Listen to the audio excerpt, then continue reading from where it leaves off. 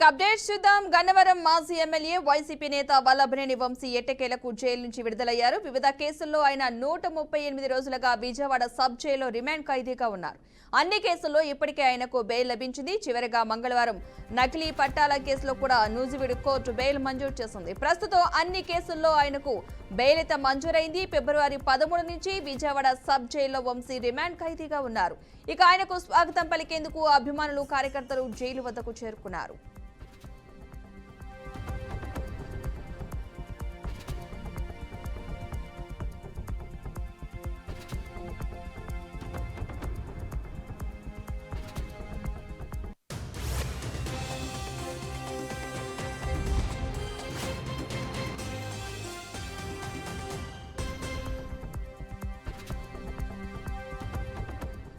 Right, ఇదే అంశానికి సంబంధించిన మరింత సమాచారాన్ని మా ప్రతినిధి వాసు అందిస్తారు. వాసు, చెప్పండి.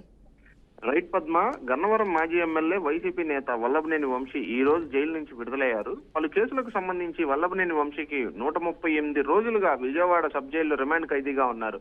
ఆ కేసులన్నిటికీ సంబంధించి ఇప్పటికే వల్లభనేని వంశీకి అయితే బెయిల్ లభించింది. చివరిగా నిన్న మంగళవారం నకిలీ పట్టాల కేసులో కూడా నూజివీడు కోర్టు బెయిల్ ను మంజూరు చేసింది. ప్రస్తుతం అన్ని కేసుల్లో వల్లభనేని వంశీకి బెయిల్ మంజూరైన నేపథ్యంలో ఈ రోజు వల్లభనేని వంశీ విడుదల అవనున్నారు. ఆ కేసులకు సంబంధించి అన్ని కేసులకు సంబంధించి బెయిల్ వచ్చిన నేపథ్యంలోనే అటు అక్రమ మైనింగ్ కేసులో వంశీకి ఏపీ హైకోర్టు బెయిల్ ఇవ్వడాన్ని తప్పుపడుతూ ఏపీ ప్రభుత్వం సుప్రీంకోర్టును ఆశ్రయించింది. ఇరు వర్గాల వాదనమైన సుప్రీంకోర్టు నిన్న హైకోర్టు తీర్పునైతే సమర్థిస్తూ బెయిల్ ను రద్దు చేయడానికి మొగ్గు చూపలేదు. బెయిల్ రద్దుకు సంబంధించి అటు అక్రమ మైనింగ్ వాల్యుయేషన్ వచ్చిన తర్వాత మాత్రమే అత్యున్నత న్యాయస్థానం ఈ కేసును తుది తీర్పు ఇస్తానని మరో 15 రోజులకు అయితే వాయిదా వేయడం జరిగింది. ఈ కేసుకు సంబంధించి సీతామహాలక్ష్మి అనే మహిళా పిటిషన్ ప్రకారం 190 కోట్లకు పైగా అక్రమ మైనింగ్ జరిగిందని, ఈ కేసులో తమ వాదన వినకుండానే హైకోర్టు వంశీకి బెయిల్ ఇవ్వటం అని సుప్రీంకోర్టుకి పూర్తి ఆధారాలు లేకుండానే రద్దు చేయాలని చెప్పి ఏపీ ప్రభుత్వం వాదనను అయితే వినకుండా 15 రోజులకు అయితే వాయిదా వేయడం జరిగింది. పద్మ.